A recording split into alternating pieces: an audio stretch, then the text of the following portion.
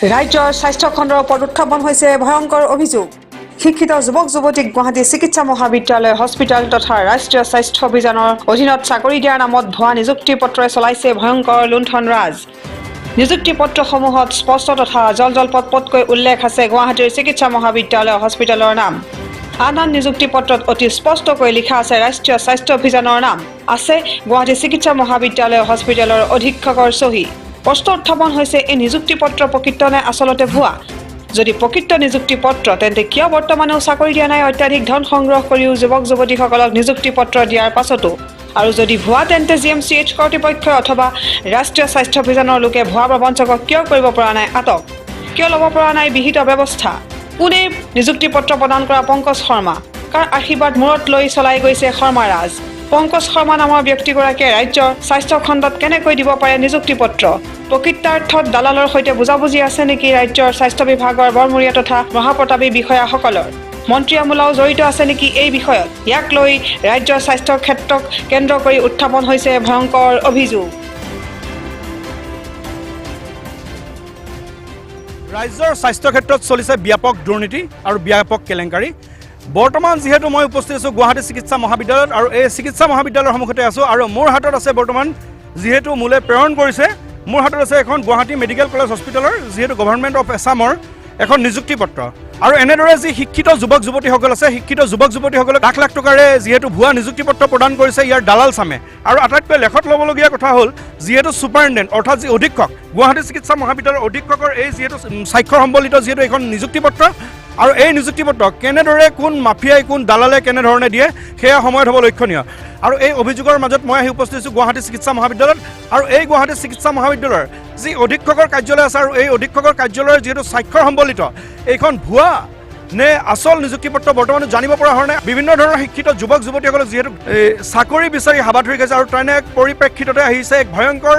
দুৰ্নীতিৰ দস্তাবেজ। বৰ্তমান মই যিহেতু গুৱাহাটী চিকিৎসা মহাবিদ্যালয়ৰ চৌহদত আছোঁ আৰু এনেদৰে গুৱাহাটী চিকিৎসা মহাবিদ্যালয়ৰ চৌহদৰ পৰাই যিহেতু নিযুক্তি পত্ৰ দিয়া হয়, আচলতে এই প্ৰকৃত নিযুক্তি পত্ৰ নে ভুৱা নিযুক্তি পত্ৰ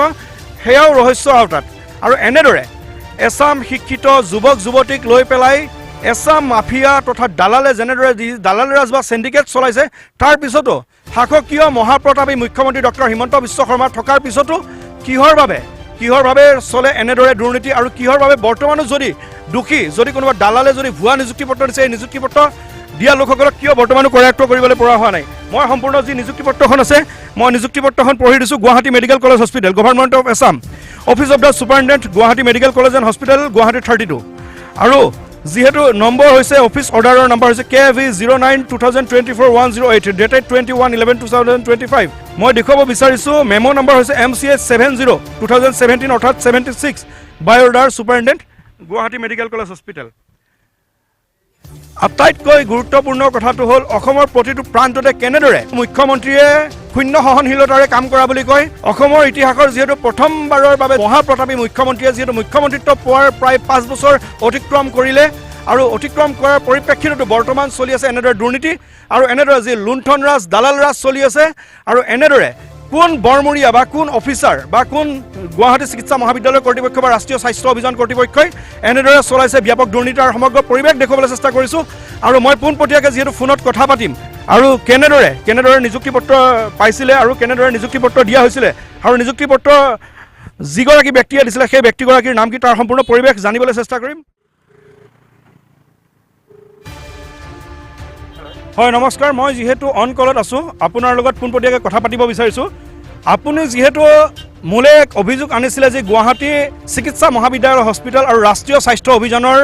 অধীনত যিহেতু দুখনকৈ নিযুক্তি পত্ৰ আপুনি মোক হোৱাটছআপলৈ প্ৰেৰণ কৰিছিলে আৰু যিহেতু আপুনি কৈছিলে এই যি নিযুক্তি পত্ৰ দুখন দিছিলে বৰ্তমান কোনো ধৰণৰ চাকৰি দিয়া হোৱা নাই আৰু যিহেতু গুৱাহাটী চিকিৎসা মহাবিদ্যালয়ৰ যিহেতু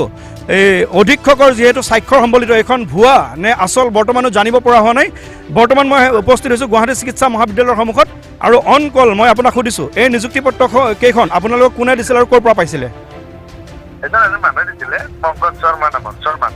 পংকজ শৰ্মা। এই যি কেইগৰাকী ব্যক্তিক নিযুক্তি পত্ৰ প্ৰদান কৰিছিলে এই নিযুক্তি পত্ৰৰ ক্ষেত্ৰত কি বুলি কৈছিলে? হয় আৰু কেণ্ডিডেটো বহুত আছে সিহঁতে লৈছিলে লৈ মানুহবিলাকক ঘূৰাই আছে এতিয়ালৈ হ'ব বুলি এতিয়ালৈ হোৱা নাই এইফালে ইলেকশ্যনো আহি গ'ল এতিয়া সেই যিগৰাকী ব্যক্তিয়ে নিযুক্তি পত্ৰবোৰ দিছিলে সেই ব্যক্তিগৰাকীয়ে কি বুলি কয়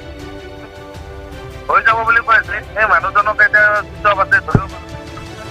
হয় আৰু ওপৰত জড়িত থাকিব পাৰে হয় আপোনালোকে ভাবেনে এই যি নিযুক্তি পত্ৰসমূহ প্ৰদান কৰিছে এই ভুৱা নিযুক্তি পত্ৰই হওক বা আচল নিযুক্তি পত্ৰ হওক এই ক্ষেত্ৰত গুৱাহাটী চিকিৎসা মহাবিদ্যালয়ৰ হস্পিটেলৰ যি অধীক্ষক বা যিহেতু ৰাষ্ট্ৰীয় স্বাস্থ্য অভিযানৰ কোনো অধীক্ষক বা বৰমূৰীয়া জড়িত বুলি আপুনি ভাবে নেকি হ'ব পাৰে হয় হ'ব পাৰে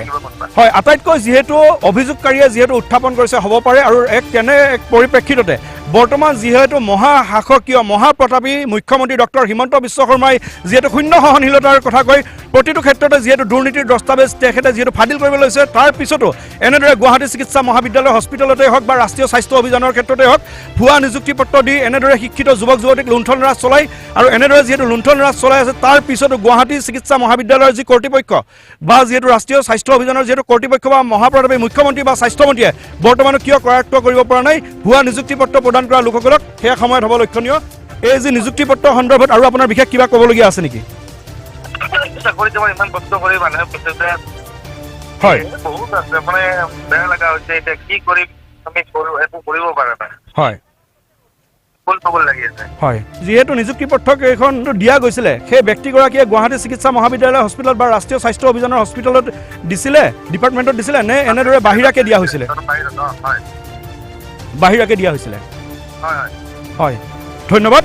আৰু আটাইতকৈ গুৰুত্বপূৰ্ণ কথাটো হ'ল যি সময়ত কোনো MLA বা MPয়ে যিহেতু চাকৰি দিব নোৱাৰে যিহেতু প্ৰতিটো ডিপাৰ্টমেণ্টত যিহেতু মন্ত্ৰিত্বৰ অধীনত যিহেতু থাকে তাৰ পাছতো কেনেদৰে ইমান ব্যাগম এটা বিভাগ থকাৰ পিছত বৰ্তমান শাসকীয় যিহেতু চৰকাৰখন থকাৰ পিছত কেনেদৰে চলে ব্যাপক দুৰ্নীতি তাৰ সমগ্ৰ দস্তাবেজ ফাদিল হ'ব ইয়াৰ পৰৱৰ্তী পৰ্যায়ত আপোনালোকে চাইছে focus vision news Assam north ইষ্টৰ এক্সক্লুচিভ গুৱাহাটী চিকিৎসা মহাবিদ্যালয়ৰ পৰা হয় আপোনাক ধন্যবাদ জ্ঞাপন কৰিছোঁ